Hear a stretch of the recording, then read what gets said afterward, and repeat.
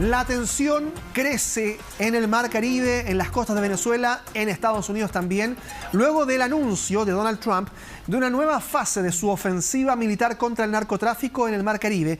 Se le llama la Operación Lanza del Sur, pero no es más que un nuevo despliegue militar, sobre todo de la mano del envío del U.S. Gerald Ford, el portaaviones que se menciona como el más grande del mundo, la plataforma que puede, digamos, causar daño a un eventual enemigo más grande del mundo es este navío, el Gerald Ford. El secretario de Guerra, Pete Hegseth, ha hablado de una misión que defiende la patria y elimina a los narcoterroristas de nuestro hemisferio. Ahí está el mensaje, protegiendo a nuestra patria de las drogas que están matando a nuestra gente. Se sabe que ese es el argumento, esa es la razón.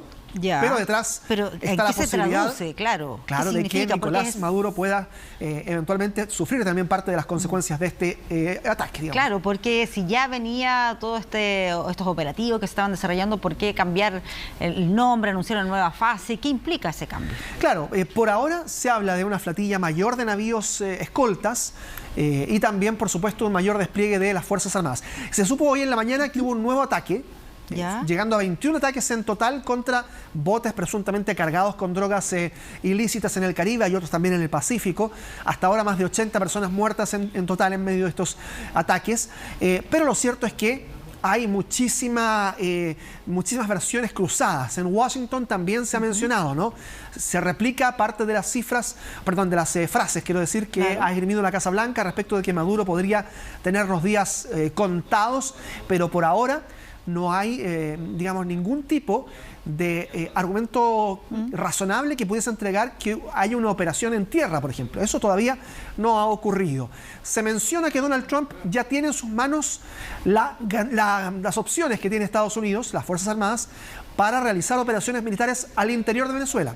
Esas opciones ya las tiene Donald Trump sobre la mesa. ¿Cuál va a escoger?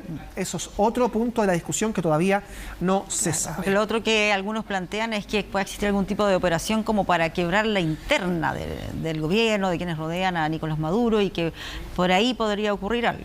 Claro, buscando infiltrarse, ¿no? En el sistema estatal en Venezuela. Se hablaba también de un piloto que habría sido convencido o intentado convencer en algún momento de la Fuerza Aérea Venezolana de dirigirse precisamente a un ataque contra Nicolás Maduro, algo que finalmente tampoco llegó a ningún tipo de materialización y tampoco esa frase ha sido, ese dato ha sido del todo corroborado. Ahora, ¿Venezuela tiene posibilidades de contrarrestar un ataque estadounidense? Tajantemente uno puede decir que no, de acuerdo a lo que se sabe con estadísticas independientes. Hay un estudio que reveló la BBC que dice que el Instituto Internacional de Estudios Estratégicos afirma que Venezuela cuenta con 123.000 tropas activas, 220.000 milicianos y 8.000 reservistas, muy lejos de los 8 millones que había pedido Nicolás Maduro, ¿se acuerdan, no? Bueno, claro, está muy lejos de eso. Muy lejos, además, de las cifras que tiene Estados Unidos. Tiene cerca de 20 aviones que le pidió Chávez a Rusia en su tiempo y otros F-16 que compró en los años 80, pero no mucho más que eso. Así es que la capacidad que tenga Venezuela de enfrentar un conflicto armado con Estados Unidos es prácticamente nula en este instante. Y la BBC, la cadena británica estatal de televisión y radio, le ha ofrecido disculpas a Donald Trump. Así es. Y esto porque han tenido que reconocer que editaron uno de sus discursos uniendo fragmentos separados por más de 50 minutos. Esto es una edición burda de un discurso. Y luego entonces fue publicado esto en un documental. Pero esto dio paso a la creencia errónea, claramente, de que Donald Trump hacía un llamado directo a la violencia. Claro. Y el tono no era ese. Tergiversaron completamente el sentido del discurso y eso, que parece insólito que ocurra en una de las mayores cadenas de noticias del mundo, como es la BBC, bueno, les ocurrió y han tenido que ofrecer disculpas. Esto pasó en un documental que se llamaba Panorama, de un programa transmitido justo antes de las elecciones presidenciales del año pasado en Estados Unidos. Claro, que te iba a comentar eso, que es un documental, un programa además muy relevante. ¿En qué derivó esto? ¿Se presentaron renuncias al interior del canal? Bueno, por lo pronto los abogados de Trump ya habían amenazado con demandar a la BBC por $1.000 millones. Esa es una cifra enorme por daños y perjuicios. La cadena dijo que no lo iba a indemnizar porque no hubo tal perjuicio, porque igual salió reelecto, digamos, ese es el fin. Pero claro, anunciaron públicamente que lamentaban este este hecho y también obviamente decían que no había un fundamento para una demanda por difamación. Sí renunció el director general de la BBC, Tim Davie, y la jefa de informativos, la editora general de los noticiarios de la BBC, Deborah Tarnes, dentro de los efectos que provocó en la interna de la BBC, esto que es un escándalo por una cadena como la británica. China y Japón están hoy día enfrentados por Taiwán. Hay un conflicto diplomático que se los explicamos. A ver, primero que todo, hubo advertencias mutuas, amenazas mutuas entre China y Japón. La primera ministra de Japón, que recién viene entrando, ¿no?, Sanae Takaichi, abre una disputa diplomática porque afirmó en el parlamento de su país que si China atacaba a Taiwán, podía verse amenazado a Japón. Y entonces Japón podría desencadenar una respuesta militar.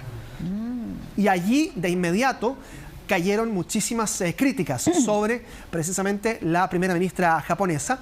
Hubo una protesta formal de China, pero entre medio de todo este conflicto apareció la voz de un cónsul chino. Y este cónsul chino, Motegi de apellido, dijo que en X, en la red social, no tenemos más remedio que cortar la cabeza de Takaichi, hablando de la primera ministra. ¿Cortar la cabeza? Así, textual. Obviamente esto le encendió más los ánimos, le echó más leña al fuego y entonces han pedido también la dimisión de este cónsul en medio de un conflicto entonces que, reiteremos, por Taiwán tiene enemistados hoy día diplomáticamente a China con Japón, dos países que en algún momento han sido, si bien no aliados políticamente ni ideológicamente, por lo menos estaban en buenas relaciones. Impresionante la imagen. Sigamos avanzando con una de las informaciones internacionales que va a marcar esta jornada, lo que fue el anuncio por parte de la administración de Estados Unidos, la administración de Donald Trump, que acaba de confirmar y da por iniciada una nueva etapa en su ofensiva en contra del narcotráfico. Han dado por iniciado ahora lo que ellos bautizaron como la Operación Lanza del Sur, y lo que están prometiendo las autoridades estadounidenses es que a través de este operativo van a literalmente expulsar a los narcoterroristas del hemisferio. Esa es la promesa que ahora están diciendo las autoridades estadounidenses, pero esto ocurre en un escenario que de por sí ya es muy convulso, sobre todo por estas imágenes que estamos viendo, lo que ha sido los constantes bombardeos a narcolanchas y también el portaaviones más grande del mundo, que ahí también estamos viendo registros de aquello portaaviones que ya está emplazado en las costas del Mar Caribe, y finalmente ese es el contexto en el cual ahora Estados Unidos dice que va a ir un paso más allá y da por iniciada entonces esta Operación Lanza del Sur. Acá ya un plan más macro, ¿no? Exacto. Para intervenir o interceptar lanchas que pueden venir de otros países.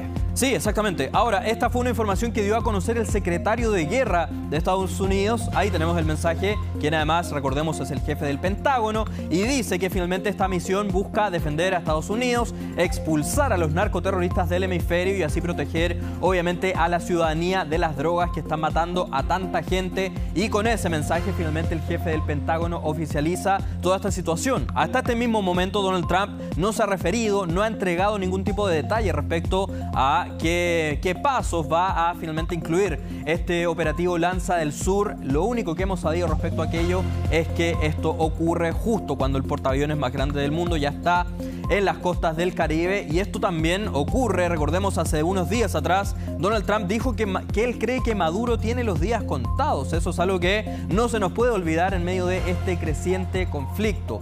Nicolás Maduro, dicho sea de paso, el día de ayer dio una entrevista al medio internacional CNN y se le pregunta finalmente por esta situación, por este creciente conflicto que está enfrentando con Estados Unidos, y se le pregunta si es que él tiene algún mensaje para entregarle a Donald Trump, y lo único que dijo Maduro, una frase que ya le hemos escuchado antes, dice "Yes, peace, no war". Sí. Es lo que entonces dijo el líder del régimen venezolano. Ahora, tal vez también eso puede ser interpretado como que está buscando o es partidario de algún tipo de salida. Sí. No sé si con la salida de su cargo, pero con la intención de poder llegar a algún entendimiento. ¿Y se sabe qué implica esta operación? No, es muy poco lo que se conoce respecto a la implicación. Recordemos que Trump todavía no ha hablado. El único que habló fue Pete Hegseth, el jefe del Pentágono. Da a conocer esta noticia de una forma muy escueta a través de su plataforma X, y es por eso que ahora estamos todos expectantes respecto a los detalles y también respecto a cómo van a eliminar entonces a los